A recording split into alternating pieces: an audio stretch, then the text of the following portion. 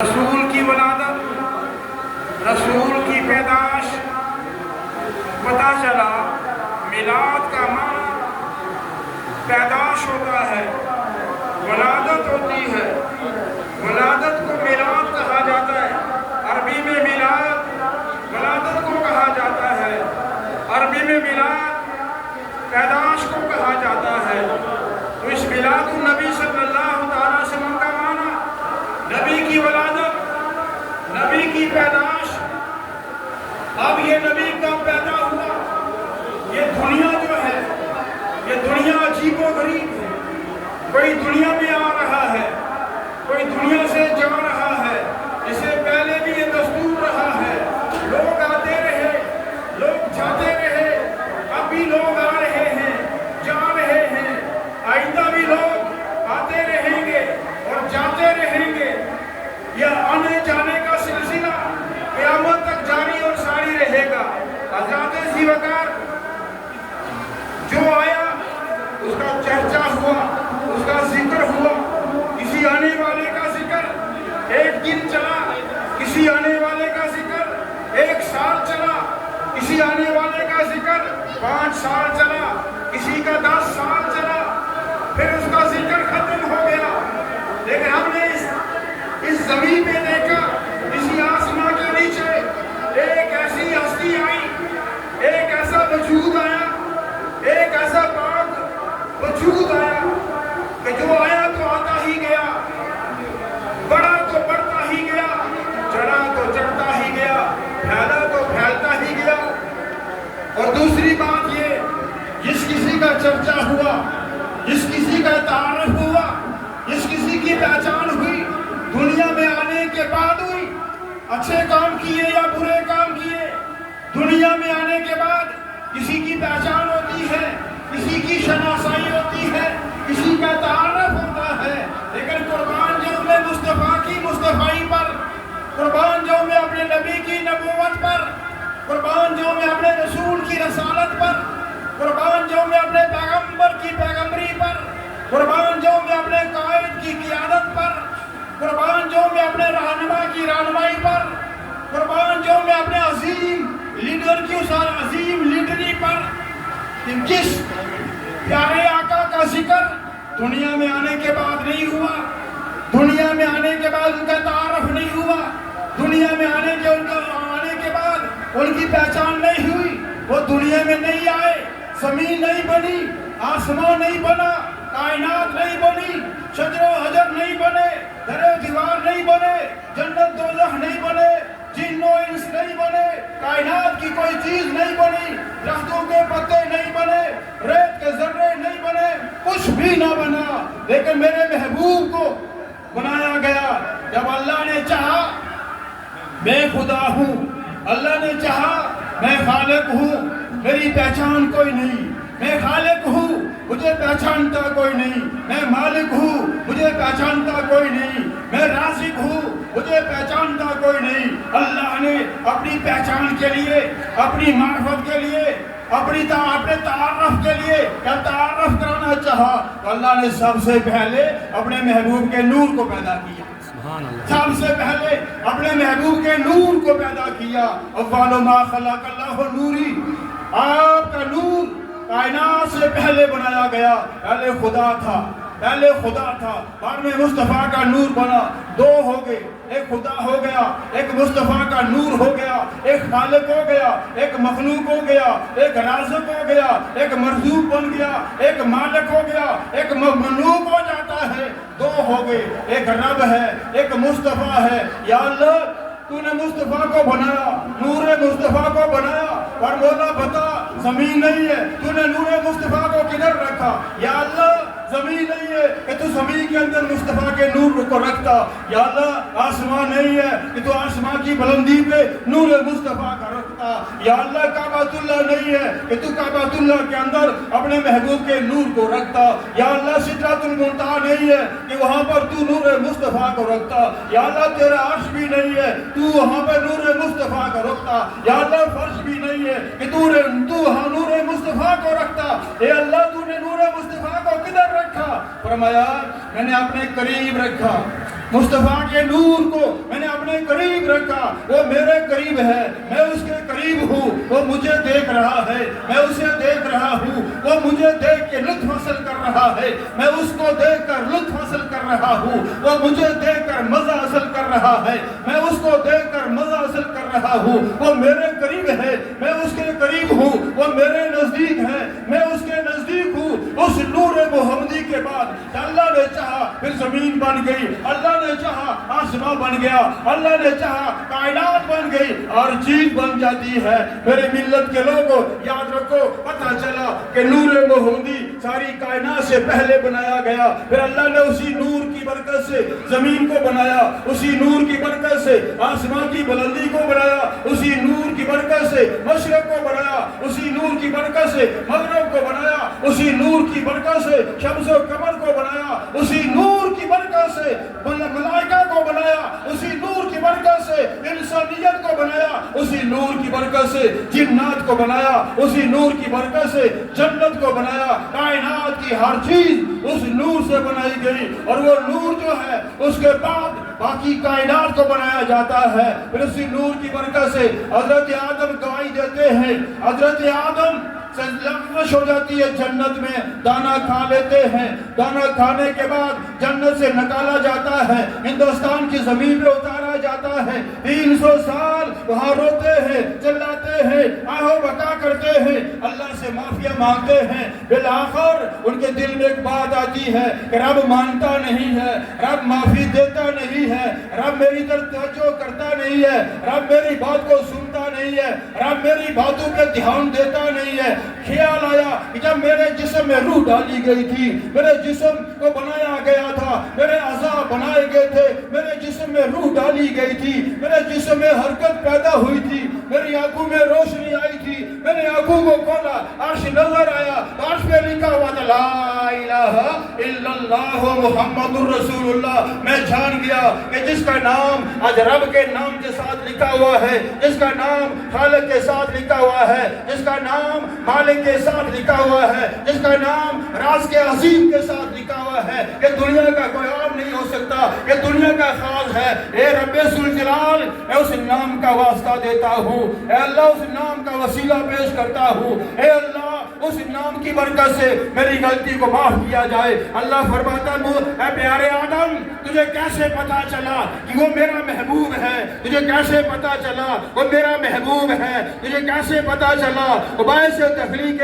کائنات ہے؟ تجھے کیسے پتا چلا وہ منبع کائنات ہے؟ تجھے کیسے پتا چلا وہ مخزن کائنات ہے؟ تجھے کیسے پتا چلا وہ مرکز کائنات ہے؟ تجھے کیسے پتا چلا وہ منبع کائنات ہے؟ آج کی مولا جب روح ڈالی تھی، میں نے پڑھا تھا عرش پہ لکھا ہوا تھا محمد کا نام، تو میں سمجھ گیا کہ یہ خاص ہو سکتا ہے۔ پھر میں نے جنت کے باغ و بہار کو دیکھا، جنت کے چواروں پہ لکھا ہے محمد، جنت کے باغ پہ لکھا ہے محمد، جنت کے درختوں کے تنوں پہ لکھا ہے محمد، جنت کی درختوں کی شاخوں پہ لکھا ہے محمد، پتوں پہ لکھا ہے محمد، حوض کوثر پہ لکھا ہے محمد، جامع کوثر پہ لکھا ہے محمد، جنت کی حوروں کی پیشانیوں پہ لکھا ہے جنت محمد، جدھر دیکھتا ہوں ادھر محمد لکھا ہوا ہے۔ میں سمجھ گیا وہ پیارا ہے۔ آپ اپنے بیٹے کو وصیت کرتے ہیں، جناب شیش کو وصیت کرتے ہیں، بیٹا ایک بات یاد رکھنا، بیٹا میں دنیا سے چلا جاؤں گا، اگر کوئی مشکل آئے ایک بات یاد رکھنا، اگر بیماری آئے ایک بات یاد رکھنا، اگر پریشانی آئے ایک بات یاد رکھنا، پریشانی کے وقت درود پڑھ لینا، محبت پہ درود پڑھ لینا، پریشانی کے وقت محبت پہ درود پڑھ لینا، پریشانی کے بیماری کے وقت محمد پہ درود پڑھ لینا، اور جب تو پریشان ہو جائے تو محمد کو یاد کر لینا۔ آج کے ابا جان محمد کون ہے؟ آپ نے وہی بات کہی، محمد وہ ہے کہ جس کی وجہ سے میری توبہ قبول ہوئی۔ سبحان اللہ۔ حضرت ذی وقار وہ محمد وہ ہیں کہ جن کی دعوتیں میں اور آپ نہیں پڑھ رہے، آپ محفل میلاد منعقد کر کے حضور پر احسان نہ جتائیے گا۔ ہم محفل میلاد نہ کریں تو نہ کریں، کائنات کا ذرہ ذرہ میرے حضور کو یاد کر رہا ہے، کائنات کا ذرہ ذرہ میرے حضور کی میلاد منا رہا ہے، یہ آسمان کی بلندی جو ہے میرے حضور کی میلاد منا رہی ہے، یہ زمین کی پستی جو ہے میرے حضور کی میلاد منا رہی ہے۔ انبیاء اپنے اتوار کے اندر اپنی لوگوں کو، اپنے ماننے والوں کو یہی پیغام دیتے رہے، آدم کی محفل سجتی ہے تو محمد کے نغمے پڑے جاتے ہیں، نوح نجی اللہ کی محفل سجتی ہے تو محمد کے نغمے پڑے جاتے ہیں، سارے نبی جو ہیں محمد کے نغمے پڑھتے ہیں۔ حضرت زیبکار ہم نہ پڑھے تو نہ پڑھے، فرشتے پڑھ رہے ہیں، شجر و حجر پڑھتے ہیں، میرے حضور جس درخت کے پاس سے گزرتے تھے وہ درخت صلاۃ و سلام پڑھتا تھا، جس پتھر کے پاس سے گزرتے تھے وہ پتھر صلاۃ و سلام پڑھتا تھا۔ ہم نہ پڑھے اللہ ان سے یاد کروائے گا، ہم نہ کرے اللہ ان سے یاد کروائے گا۔ یہ ہے میلاد کا معنی۔ میلاد کا معنی پیدائش۔ وقت اجازت نہیں دے رہا، اس سوال کا جواب دے کے میں آپ سے اجازت چاہوں گا۔ اب سوال یہ پیدا ہوتا ہے، جب میلاد کا معنی پیدائش ہے تو پیدا تو سارے نبی ہوئے، پیدا آدم صفی اللہ بھی ہوئے، نوح نجی اللہ بھی ہوئے، داؤد خلیفۃ اللہ بھی ہوئے، ابراہیم خلیل اللہ بھی ہوئے، اسماعیل سمیع اللہ بھی ہوئے، موسیٰ کلیم اللہ بھی ہوئے، عیسیٰ روح اللہ بھی ہوئے، پیدا سارے ہوئے، سارے صحابہ پیدا ہوئے، سارے غوث قطب ابدال پیدا ہوئے، سارے علماء پیدا ہوئے، سارے فقہاء پیدا ہوئے، اور محفل میلاد کسی کی نہیں منائی جاتی، حضور کی محفل منائی جاتی ہے، کسی اور کی محفل اس جوش کے ساتھ، اس ولولے کے ساتھ، اس عقیدت کے ساتھ، اس پیار کے ساتھ منائی نہیں جاتی۔ اس کی کیا وجہ؟ ایک سوال یہ، اس کی کیا وجہ، کیوں محفل میلاد مناتے ہیں؟ دوسری وجہ یہ کہ 1450 سال گزر گئے، یہ مسلمان اپنی سابقہ عزت کو بھول گیا، اپنی عظمت کو بھول گیا، اپنی شاہی اور بادشاہی کو بھول گیا، اپنے آباء و اجداد کو بھول گیا، اپنے دادا پردادا کو بھول گیا، اپنی نسلوں کو بھول گیا، آنے پچھلے خاندانوں کو بھول گیا۔ اگر نہیں بھولا تو محفل میلاد کو نہیں بھولا۔ یہ مسلمان نیا مکان بناتا ہے، محفل میلاد کرتا ہے، نئی دکان بناتا ہے، محفل میلاد کرتا ہے، پلازہ بناتا ہے، محفل میلاد کرتا ہے، بازار سجاتا ہے، محفل میلاد کرتا ہے، کوئی نیا کاروبار شروع کرتا ہے، محفل میلاد کرتا ہے، ہر کام کے آغاز میں محفل میلاد کرائی جاتی ہے۔ اتنی دیر ہو گئی، اتنا عرصہ گزر گیا، یہ ہر چیز کو بھول گیا، محفل میلاد کو نہ بھولا، میلاد مصطفیٰ کو نہ بھولا۔ پہلے سوال کا جواب کہ حضور کی میلاد کیوں منائی جاتی ہے؟ آدم کی محفل میلاد نہیں منائی جاتی، ہم حضور کی میلاد اس لیے مناتے ہیں کہ جس طرح ہمارے حضور بے مثل و بے مثال ہیں، ہمارے حضور بے نظیر ہیں، ہمارے حضور کی نبوت بے نظیر ہے، ہمارے حضور کی رسالت بے نظیر ہے، ہمارے رسول کی پیغمبری بے نظیر ہے، ہمارے رسول کی کتاب بے نظیر ہے، ہمارے رسول کا دور بے نظیر ہے، ہمارے رسول کا زمانہ بے نظیر ہے، ہمارے رسول کے ارشادات بے نظیر ہیں، ہمارے حضور کے صحابہ بے نظیر ہیں، ہمارے حضور کی امت بے نظیر ہے، ہمارے حضور کی امت کے اولیاء بے نظیر ہیں، ہمارے حضور کی امت کے علماء بے نظیر ہیں، ہمارے حضور کا زمانہ بے نظیر ہے، ہمارے حضور پہ آنے والی کتاب بے نظیر ہے۔ اسی طرح میرے آقا کی ولادت بھی بے نظیر ہے، میرے آقا کی ولادت بھی بے نظیر ہے۔ کس طرح بے نظیر ہے؟ دنیا میں بے شمار لوگ پیدا ہوئے، سارے نبی پیدا ہوئے، سارے پیغمبر پیدا ہوئے، سارے رسول پیدا ہوئے، سارے ولی پیدا ہوئے، سارے صحابہ پیدا ہوئے، سارے روتے ہوئے پیدا ہوئے۔ دنیا میں کوئی ایسا بچہ آپ کو نہیں ملے گا جو روتے ہوئے پیدا نہ ہو۔ رونا جو ہے اس کی زندگی کی علامت ہوا کرتی ہے۔ ڈاکٹر یہ کہتے ہیں جو بچہ جب پیدا ہو وہ روتا ہوا پیدا ہو، اس کی زندگی کی علامت ہوا کرتی ہے۔ حضور جب پیدا ہوئے حضور روئے نہیں ہے، حضور آؤ بکا نہیں کرتے، حضور چلائے نہیں ہے، میرے حضور پیدا ہوئے آپ نے اپنا सजदे में रख लिया, अपना सर सजदे में रख लिया और सजदे में रख कर क्या पढ़ते हैं? रब की रबूबियत का इज़हार करते हैं, रब की वहदानियत का इकरार करते हैं और साथ एक दुआ करते हैं। मेरे हुजूर पैदा हुए, एक दुआ करते हैं। अब हमने दुआ पे गौर करनी है। वो दुआ किसके लिए कर रहे हैं?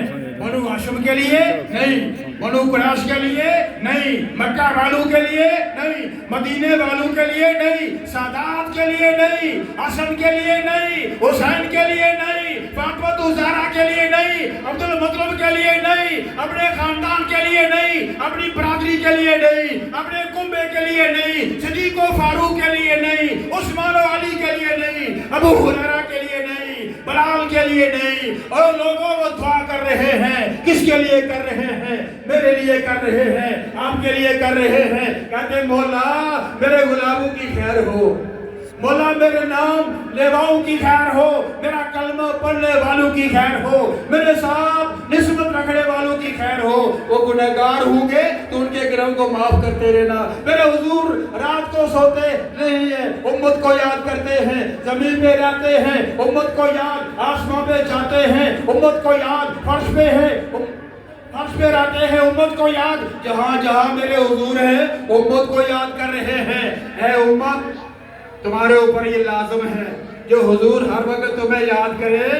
अब हमारा ये हक बनता है, जलवत में हुजूर को याद करे, खलवत में हुजूर को याद करे, तन्हाई में हुजूर को याद करे, हर जगह हुजूर को याद करे। ये उम्मत पर फर्ज है। सीरत हुजूर की अपनाई जाए, सूरत हुजूर की अपनाई जाए, अकवाल हुजूर के अपनाए जाए, अफआल हुजूर के अपनाए जाए, तरीका हुजूर का अपनाया जाए। तब हमारी फलाह है, तब हमारी कामयाबी है, तब हम यहाँ भी इज्जत से रहेंगे, उधर भी इज्जत से रहेंगे। अल्लाह पाक मुझे और आपको इन बातों पे अमल की तौफीक अता फरमाए। वक्त इजाज़त नहीं देता कि तफसील के साथ आपको बताता कि मिलाद क्यों मनाते हैं, इसकी वजह क्या है, इसके समरात क्या हैं, इसका फ़ायदा क्या है, ये मनानी चाहिए या नहीं मनानी चाहिए। फिर कहीं इंशाअल्लाह हुआ मौका तो अर्ज़ किया जाएगा। वमा अलैना इल्लल बलाग।